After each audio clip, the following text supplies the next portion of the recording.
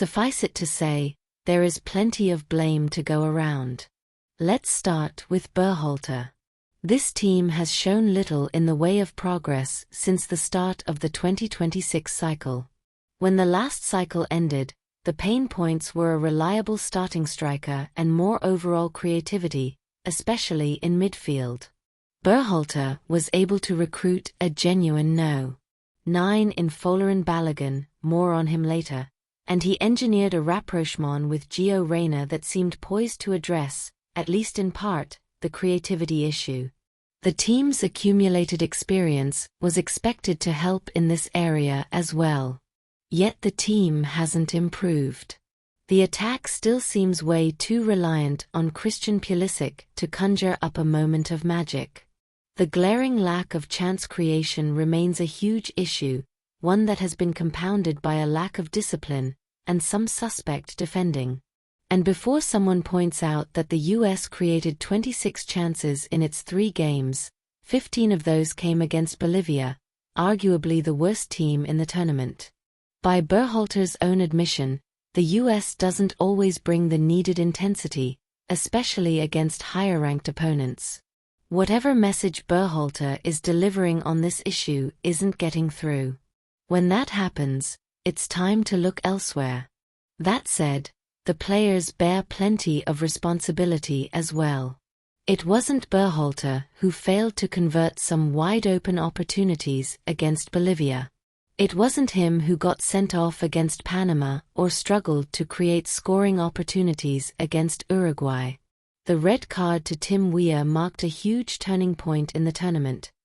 It's tough to imagine the US losing if he doesn't commit that offense.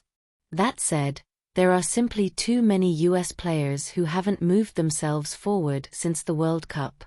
Some of this is due to injury, like those sustained by Tyler Adams. Others, such as Reyna and Weah, have found themselves in suboptimal playing environments. This has been a critical development. It is with clubs, not the national team, that the bulk of player improvement occurs. Now the ripple effects are being felt with an early Copa America exit. The term a golden generation ought to be tabled until this group actually achieves something.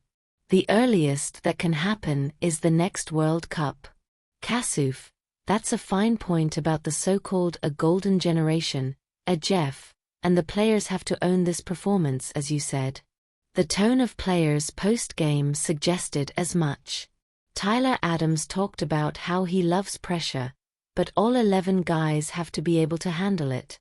Matt Turner talked about needing to keep up more consistent intensity in training and games. There's something not clicking with this group.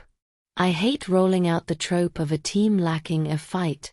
Players at this level rarely lack motivation. They do, however, seem to lack urgency.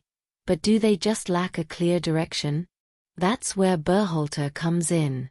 US Soccer and Sporting Director Matt Crocker will hold their review to figure out what went wrong at Copa America, and they need to get their assessment right. Nothing happens in a vacuum. The tactics, the Weah red card, top players underperforming.